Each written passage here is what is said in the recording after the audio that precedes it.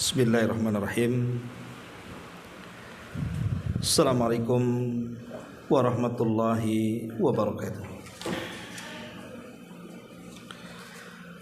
Ya alhamdulillah wassalatu wassalamu ala rasulillah wa ala alihi wa sahbihi wa mawalah wa la hawla wa la quwata illa billahi wa ba'du.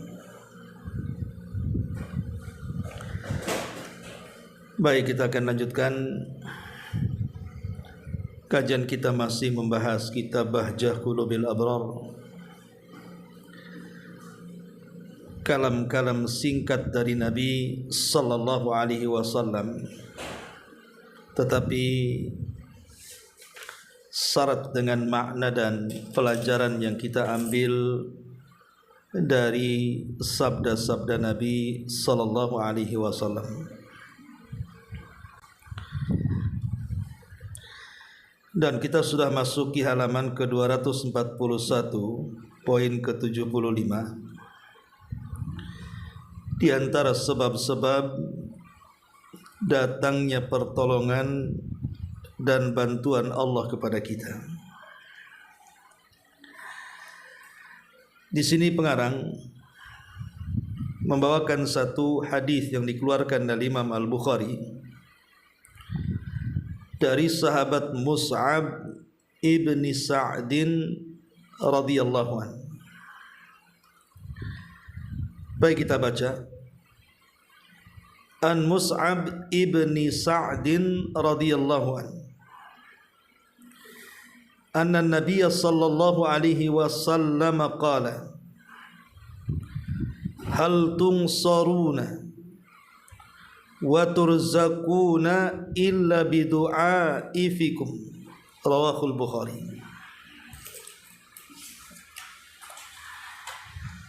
Dari sahabat Mus'ab ibn Sa'ad, semoga Allah meridainya,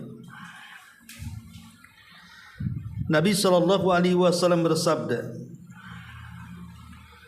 bukankah kalian mendapatkan pertolongan dan rizki dari Allah subhanahu wa ta'ala disebabkan adanya orang-orang lemah di tengah-tengah kalian.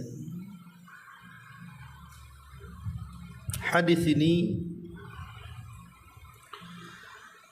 mengandung faedah bahwa tidak pantas bagi seorang mukmin yang memiliki kekuatan dan kemampuan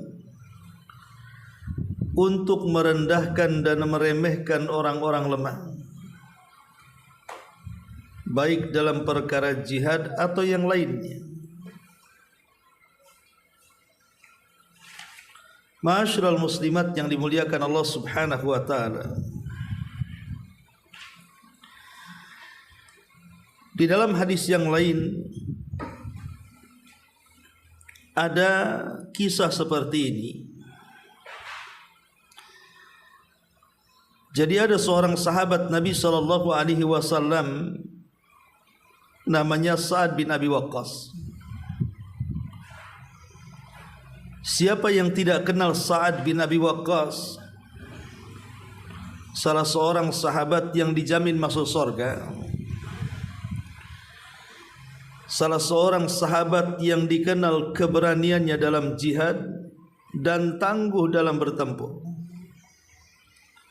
Di satu sisi dia juga kaya raya dan sederet keutamaan yang dimiliki oleh Sa'ad bin Abi Waqqas ini. Namun satu hari Sa'ad ini mendapatkan pelajaran yang sangat berharga dari Nabi sallallahu alaihi wasallam. Alasannya karena Sa'ad ini merasa lebih utama dibandingkan sahabat yang lainnya. Oleh karena itu, beliau juga bertanya kepada Nabi sallallahu alaihi wasallam, apakah beliau berhak mendapatkan bagian harta rampasan perang lebih banyak dibandingkan sahabat yang lainnya. Tapi Nabi SAW mengingatkan kepada Sa'ad agar jangan melupakan peran orang-orang lemah dari kalangan kaum muslimin, meskipun mereka tidak terlihat kontribusinya secara nyata. Bisa jadi pertolongan Allah yang turun dalam peperangan atau yang lainnya itu disebabkan doa-doa orang-orang lemah, orang-orang miskin, orang-orang fakir, dan juga keikhlasan mereka. Maka dijelaskan di dalam hadis Mus'ab bin Sa'ad ini, dia mengatakan bahwa ra'a Sa'd radhiyallahu anna lahu fadlan ala man duna. Jadi satu hari Sa'ad ini pernah menganggap dirinya jauh lebih memiliki keutamaan dibandingkan sebagian sahabat yang lain. Maka Nabi SAW ingatkan dengan sabdanya, hal tungsaruna wa turzakuna illa bidu'ai fikum. Ingat, kalian diberikan kemenangan dan kalian diberikan rizki itu juga tidak lepas daripada orang-orang lemah di antara kalian. Maksudnya dengan doa-doa mereka, dengan solat-solat mereka, dengan zikir-zikir mereka, dan dengan keikhlasan mereka.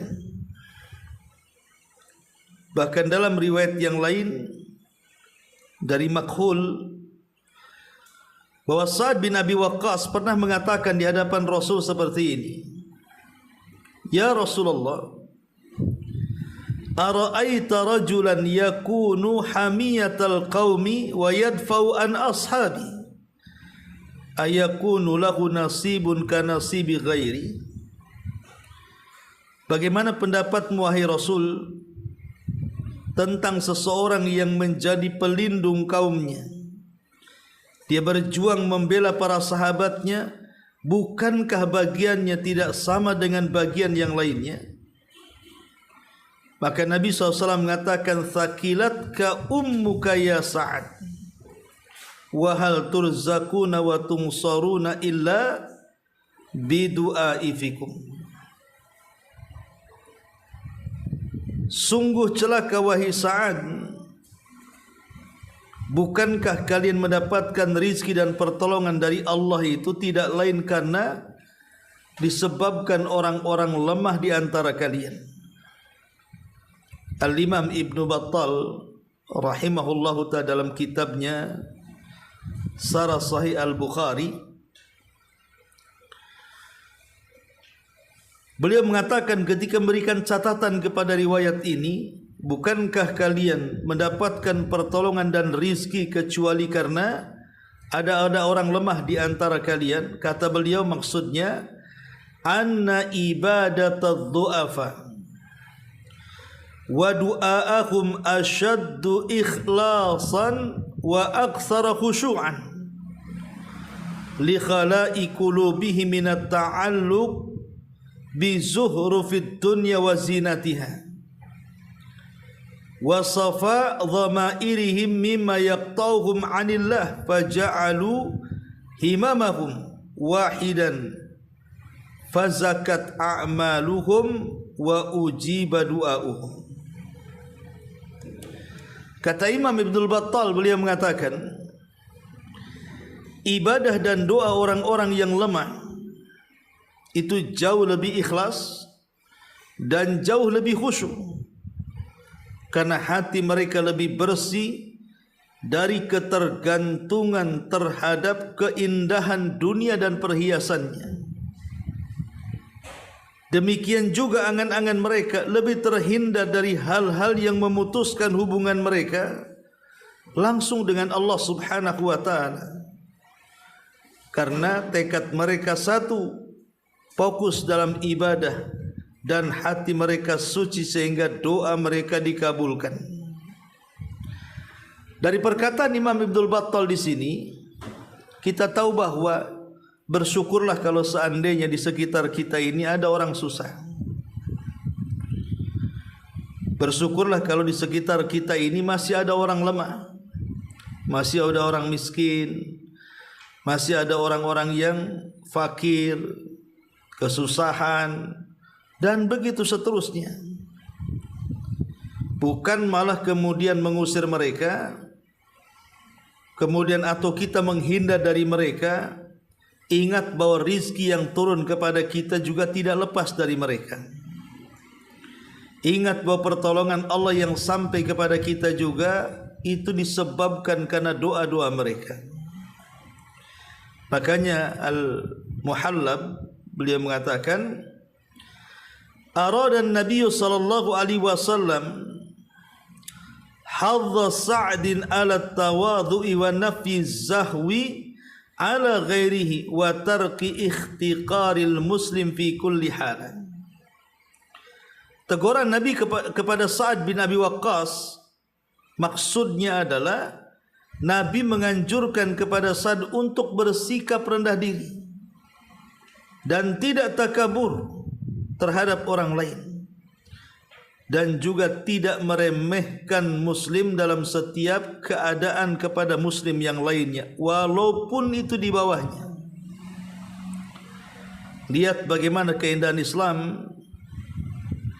Islam mengajarkan kepada kita agar saling menghargai satu dengan yang lainnya, saling membantu satu dengan yang lainnya, apalagi mereka orang-orang yang jauh di bawah kita. Ma'asyiral muslimin, muslimat yang dimuliakan Allah Subhanahu wa taala. Maka hadis ini juga mengajarkan kepada kita tentang anjuran kita sayang dengan orang-orang yang lemah di sekitar kita. Ma'asyiral muslimat yang dimuliakan Allah Subhanahu wa taala. Ketika Allah Subhanahu wa taala membeda-bedakan rizki manusia, ada si kaya, ada si miskin, ada yang berpangkat, memiliki kedudukan, kepemimpinan, ada juga yang menjadi bawahan. Ada yang susah, ada yang senang, ada yang bahagia, ada yang sedih. Itu sudah takdir kauni yang Allah Subhanahu wa taala takdirkan kepada hamba-hambanya supaya kehidupan manusia itu berjalan. Sebab kalau seandainya semua manusia kaya, tatanan kehidupan manusia tidak akan berjalan. Atau seandainya semua manusia miskin, tatanan kehidupan manusia pun tidak akan berjalan. Tapi dengan adanya si kaya dan si miskin, si pejabat dan bawahan, bos dan juga bawahan, maka terciptalah kehidupan manusia sehingga satu dengan yang lainnya saling membutuhkan. Akhirnya saling dibantu. Kalau tidak ada orang miskin, macam mana orang kaya cari pembantu? Susahlah dia hidupnya. Akhirnya nyuci sendiri, ngepel sendiri, masak sendiri, dilakukan oleh sendiri. Tapi dengan adanya orang-orang yang susah, yang mau bekerja kepada dia, maka dia pun tenang hidupnya. Bisa tidur dengan nyenyak, makan dengan enak, minum dengan enak, jalan ke sana kemari tidak ada beban, dan begitu seterusnya. Begitu juga orang miskin beruntung karena ada orang kaya.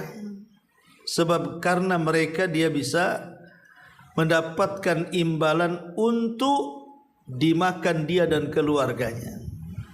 Jadi sebenarnya saling membutuhkan. Tidak bisa si kaya menganggap bahwa si miskin itu rendah, kemudian akhirnya berbangga diri, menyombongkan diri, menolak pinggang sampai ke dada karena kesombongannya. Na'udzubillah. Ma'asyiral muslimat yang dimuliakan Allah Subhanahu wa taala. Kalau kita melihat sirah nabawi,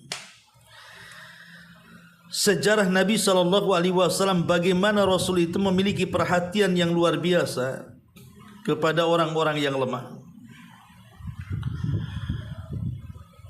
Dijelaskan dalam sebuah hadis yang dikeluarkan Al-Bukhari Muslim dari hadis Abu Hurairah radhiyallahu an. Nabi SAW secara khusus memberikan pahala kepada siapapun yang memberikan perhatian baik kepada orang-orang lemah. Seperti Rasul mengatakan, as-sa'i 'alal armalati wal miskin kal mujahid fi sabilillah.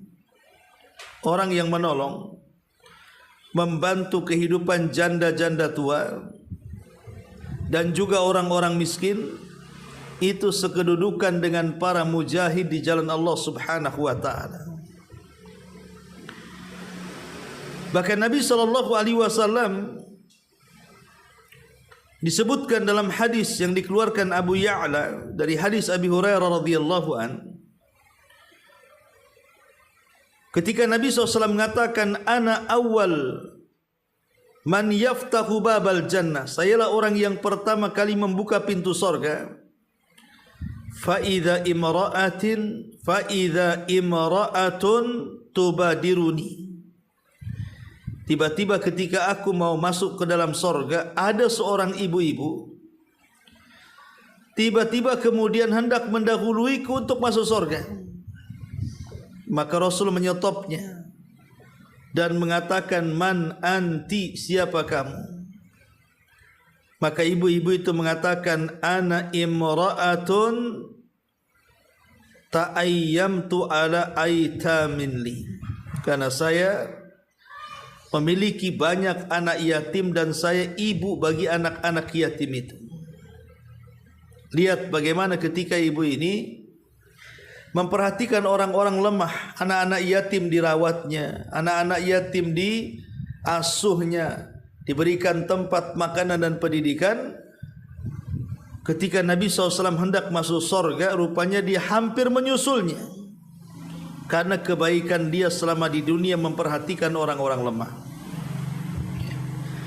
Makanya Nabi SAW terkadang kehilangan beberapa para sahabat yang notabene mereka miskin.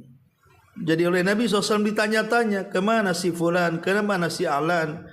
Karena perhatian Rasul kepada mereka, para orang-orang miskin dan lemah itu. Bahkan terkadang Nabi SAW apabila mendapatkan hadiah dari orang, maka terkadang hadiah yang diberi orang kepada Rasul itu dibagikan kepada para fuqara wal masakin. Begitulah akhlak Nabi SAW. Karena bagaimanapun orang-orang lemah dari kalangan orang-orang miskin, orang-orang fakir, anak-anak yatim dan yang semacamnya, itu tanggung jawab kita yang memiliki kemampuan. Kalau seandainya mereka sakit, siapa yang bertanggung jawab? Maka dokter-dokter kaya yang bertanggung jawab atas kesehatan mereka. Jika mereka jahil, mereka bodoh, maka yang bertanggung jawab adalah orang-orang kaya yang memiliki ilmu pengetahuan untuk mengajarkan mereka. Jika mereka terpuruk ekonominya, susah untuk makan sehari-harinya, siapa yang bertanggung jawab? Mereka orang-orang yang memiliki kekayaan usaha. Mereka harus membantunya. Dan jika mereka orang-orang yang terzalimi, tersakiti, siapa yang bertanggung jawab? Ya pemerintah yang memiliki hukum untuk membantu orang-orang miskin itu mencari keadilan. Dan apabila mereka orang-orang fakir miskin ini mungkin kesusahan, stres dan yang semacamnya, maka itu tanggung jawab orang-orang kaya yang memiliki karakter untuk menghibur mereka. Harusnya seperti itu tanggung jawab terhadap orang-orang lemah itu. Fudail ibn Iyad mengatakan, man arada izzal akhirati falyakun majlisuhu ma'al masakin.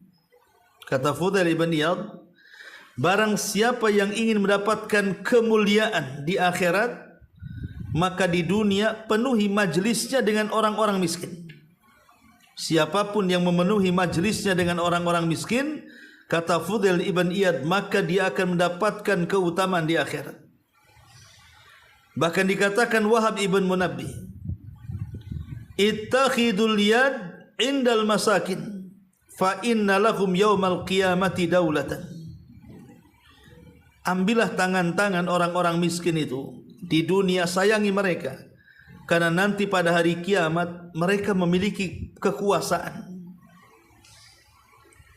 Karena orang-orang miskin ini sering dizalimi dan tidak pernah mendapatkan keadilan di dunia, maka di akhirat mereka yang akan mencari keadilan dan pasti dapat keadilan di hadapan Allah Subhanahu wa taala. Bahkan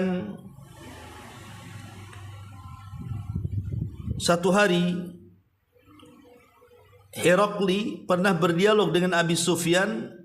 Herakli ini penguasa Romawi, berdialog dengan Abi Sufyan, seorang sahabat Nabi sebelum Islamnya.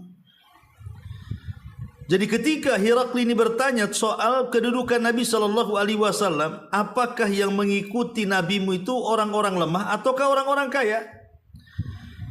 Maka Abi Sufyan mengatakan mereka orang-orang lemah. Mereka adalah orang-orang lemah. Maka kata Herakli, sungguh dia seorang nabi, ikuti dia, karena rata-rata pengikut para nabi adalah orang-orang yang lemah. Ini pengakuan Raja Romawi Herakli kepada Abi Sufyan. Ya. Intinya bahwa menyayangi anak-anak yatim, menyayangi orang-orang miskin, menyayangi orang-orang fakir, menyayangi orang-orang yang susah, itu kewajiban kita supaya kita mendapatkan pertolongan dan supaya kita mendapatkan rizki dari Allah Subhanahu wa taala. Makanya para ulama seperti dikatakan Aun ibn Abdullah, dia mengatakan sahibtul aghniya, kawanku banyak orang kaya. Falam yakun ahadun atwalu amma minni. Tetapi aku lihat di mataku mereka tidak ada apa-apanya. Fa in ra'aitu rajulan ahsan thiyaban minni wa atyab rihan minni ammamani dzalika fa sahibtul fuqara fastarahtu. Kalau aku melihat ada orang yang jauh lebih indah pakaiannya dibandingkan aku, lebih harum badannya dibandingkan badanku, maka untuk menenangkan diriku aku datang kepada fuqara wal masakin sehingga aku tenang dengan mereka. Begitulah kalau kita ingin tenang hidupnya, Bu. Terkadang kan begini, Bu, kalau ibu memiliki kawan para pejabat, istri-istri pejabat, istri-istri orang-orang kaya, bawaannya kan demam terus kan, Bu, ya. Mungkin istri pejabat itu pakai gelang, pengen gelang. Mungkin istri orang kaya punya tas branded, pengen tas branded. Mungkin orang-orang yang punya uang itu mukanya glowing, pengen glowing, tapi Bu tak ada duit. Kan pening jadinya kan, Bu, ya. Maka kata para ulama seperti yang dikatakan oleh Aun ibn Abdullah ini, supaya kita tenang, berkawalah dengan sekali-kali dengan orang kaya, sekali-kali dengan orang miskin. Sebab kalau melihat orang miskin, mungkin ibu merasa aku lebih harum dibandingkan dia, aku lebih punya pakaian bermerek dibandingkan dia, aku masih punya rumah lebih bagus dibandingkan dia, dan begitu seterusnya. Maka ibu akan tenang.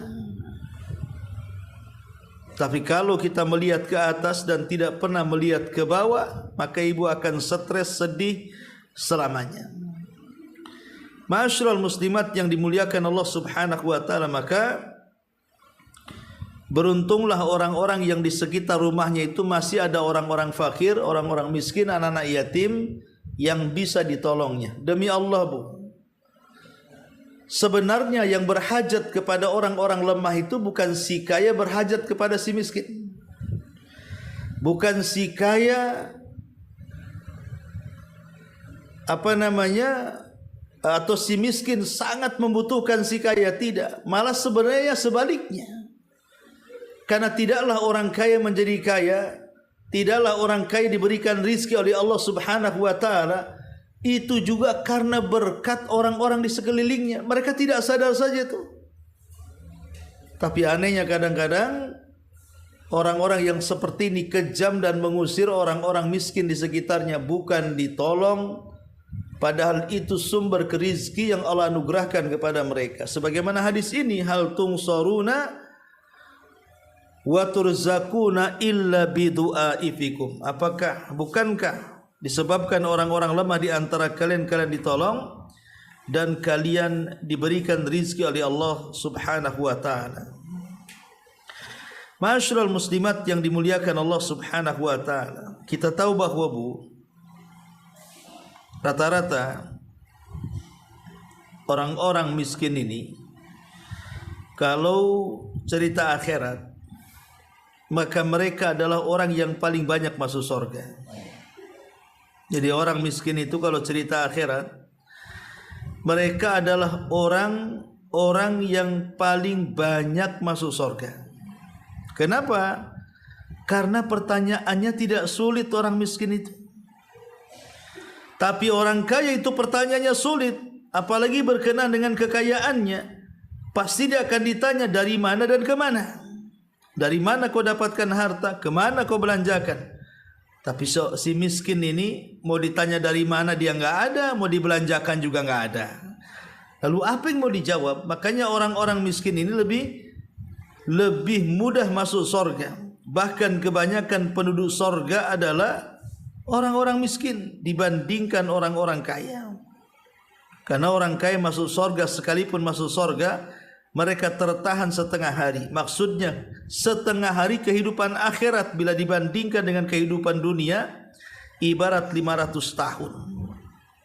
Jadi ingat bahwa mereka orang-orang susah itu adalah orang-orang yang kebanyakan penduduk surga. Baik, itu yang dijelaskan oleh para ulama. Kita perhatikan bukunya, Bu. Kita baca. Ibu perhatikan bukunya, kita baca. Hadis ini mengandung faedah bahwa tidak pantas bagi orang-orang yang kuat dan memiliki kemampuan untuk meremehkan orang-orang lemah, baik dalam perkara jihad, menolong orang lain, maupun dalam perkara-perkara rizki dan ketidakmampuan mereka dalam mencarinya. Lah Rasulullah menjelaskan bahwasannya kemenangan atas musuh, kemudahan dalam mencari rizki bisa jadi karena keberadaan orang-orang lemah di sekitar kita. Karena tahajud, doa, permohonan pertolongan dan permohonan rezeki yang mereka panjatkan kepada Allah, sehingga orang-orang di sekitarnya mendapatkan berkah dari doa orang-orang yang susah itu. Kemudian kata beliau, hal itu terjadi karena sebab yang bisa menyampaikan kepada tujuan di atas di antaranya pertama adalah sebab yang dapat disaksikan, yaitu kekuatan dalam bentuk keberanian ucapan dan perbuatan dan kekayaan dan kemampuan mencari rezeki. Jenis inilah yang sering terlintas di hati manusia. Mereka selalu mengaitkan datangnya pertolongan dengan dan juga rezeki dengan perkara-perkara tersebut. Kondisi ini pula yang menimpa mayoritas masyarakat jahiliyah, sehingga mereka membunuh anak-anak mereka karena takut miskin. Demikian pula menimpa selain mereka, sehingga mereka pun berkeluh kesah terhadap kepala-kepala rumah tangga mereka yang tidak memiliki pekerjaan dan hilangnya kekuatan. Semua ini menunjukkan pendeknya cara berpikir, lemahnya iman, sedikitnya keyakinan terhadap janji Allah dan kecukupan darinya, dan tidak memandang suatu yang dihadapinya sesuai dengan hakikatnya. Maksudnya di sini pengarang ingin mengatakan, umumnya manusia berprasangka bahwa kalau dia ditolong, kalau dia diberikan rezeki itu karena dia memiliki kemampuan, memiliki skill, bukan disebabkan karena doa-doanya orang fakir dan miskin. Ini berpemikiran sempit sekali. Ya, karena bagaimanapun orang-orang miskin berdasarkan hadis ini sangat berperan dalam memberikan kontribusi pertolongan dan rizki dari Allah Subhanahu wa taala. Sebab kedua adalah sebab yang tidak tampak, yaitu kekuatan tawakal kepada Allah dan mencapai sesuatu yang diinginkan, baik terkait dengan urusan agama maupun dunia, kesempurnaannya sikap yakinnya terhadapnya, kekuatan menuju kepadanya dan memohon darinya. Hal ini sangat besar kemungkinan muncul dari kalangan orang-orang yang lemah, ya. Makanya kenapa Allah Subhanahu wa taala memerintahkan Rasul untuk jangan meninggalkan orang-orang lemah. Saat dia berdakwah di hadapan orang-orang Quraisy itu merasa karena mereka kaya dan mengatakan, ya Muhammad, kalau ingin kami mengikuti agamamu, buang orang-orang miskin itu, budak-budak itu buang, katanya. Jangan jadikan pengikutmu, biar kami aja pengikutmu. Maka Allah tegur dan mengatakan, jangan tinggalkan mereka, karena mereka adalah orang-orang yang berzikir siang dan malam, ya. Mereka orang-orang yang berzikir pagi dan petang, mengharap wajah Allah Subhanahu wa taala. Kemudian kata pengarang di sini, berapa banyak orang-orang yang rizkinya sedikit namun ketika keluarganya bertambah banyak, Allah perluas rizkinya dari arah dan sebab yang telah Allah tentukan. Janji Allah yang tidak akan dilanggar, wa ma anfaqtum min syai'in fahuwa yukhlifu wa huwa khairur raziqin. Dan apapun yang kalian infakkan, niscaya Allah akan menggantinya, dialah sebaik-baik pemberi rizki. Doa para malaikat setiap pagi hari, Allahumma a'ti mumfikan khalafa wa'ti mumsikan talafa. Ya Allah, berikanlah ganti kepada orang-orang yang berinfak. Ya Allah, berikanlah kebinasaan harta kepada orang-orang yang kikir. Lah rizki bagi orang-orang miskin telah disampaikan kepada orang yang menanggung mereka, sehingga rizki tersebut akan mereka terima melalui orang tersebut. Tangan orang yang memberi lebih utama dibandingkan tangan yang meminta. Pertolongan Allah tidak akan datang sesuai dengan kadar kesulitan, dan bahwasanya keberkahan itu diturunkan kepada sesuatu yang ditunjukkan untuk mengharapkan wajah Allah dan pahala di sisinya. Oleh karena itu, kita katakan keikhlasan seorang hamba kepada Allah, pendekatan diri kepadanya dengan hati, lisan dan tangan. Setiap dia berinfak, dia menuju kepada Allah dan mendekatkan diri kepadanya. Segala sesuatu yang ditunjukkannya, maka hal tersebut akan diberkahi, dan begitu seterusnya. Intinya bahwa pengarang ingin mengatakan, dengan kita orang-orang yang memiliki kemampuan walaupun tidak banyak, kemudian kita bantu sedikit apa yang kita miliki kepada orang-orang yang lemah jauh di bawah kita, di kalangan fuqara wal masakin wal aitam dan yang lainnya, maka itu bisa menjadi sumber rizki terbesar dari arah yang tidak disangka-sangka yang Allah anugerahkan kepada kita. Makanya betapa banyak orang-orang yang mengatakan, semenjak rumah saya ada anak yatim, hidup saya berkah. Semenjak saya mengadopsi orang miskin, hidup saya bahagia. Itu banyak ungkapan-ungkapan seperti itu. Karena bagaimanapun, rizki yang Allah turunkan juga tidak lepas daripada orang-orang susah, termasuk juga pertolongan. Makanya kenapa Nabi SAW melibatkan orang-orang susah dalam jihad, orang-orang lemah dalam jihad, karena juga doa-doa mereka, pertolongan Allah turunkan dalam peperangan itu. Masyarul muslimat yang dimuliakan, saya lupa kisah tentang, kalau nggak salah, kisah seseorang yang ma'ruf dalam jajaran tabi'in, saya lupa kisahnya. Intinya kisah ini, ada seorang yang biasa berperang, tapi kalau di malam hari dihabiskan untuk tahajud. Maka komandannya mengatakan, sungguh aku suka dengan orang yang tahajud tengah malam dibandingkan 1000 pasukan. Karena sesungguhnya sebab solatnya orang itu jauh lebih berpengaruh kepada kemenangan dibandingkan kekuatan fisik 1000 pasukan. Kenapa? Karena kemenangan itu bukan cerita kuantitas, tapi kemenangan itu cerita takdir yang Allah takdirkan kepada kita. Ma'asyiral muslimat yang dimuliakan Allah Azza wa Jalla, maka sayangilah orang-orang yang jauh di bawah kita, yang lemah di bawah kita.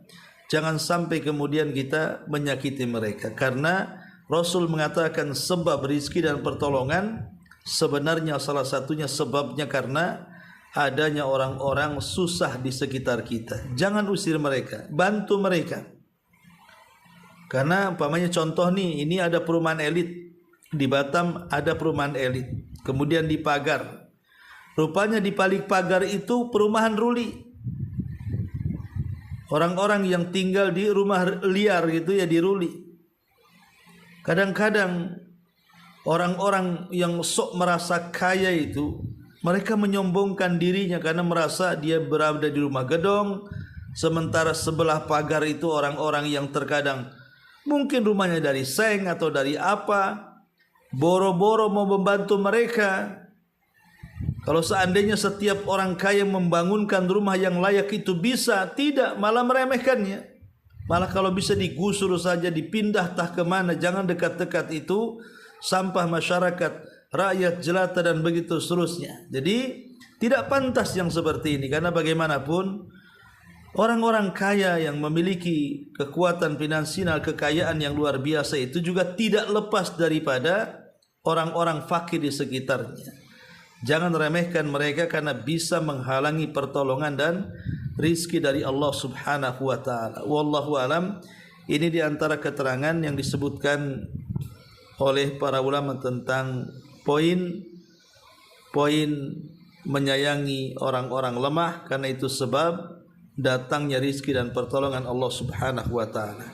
Sampai di sini silakan kalau ada yang mau bertanya, kita buat pertanyaan, kalau enggak kita tutup.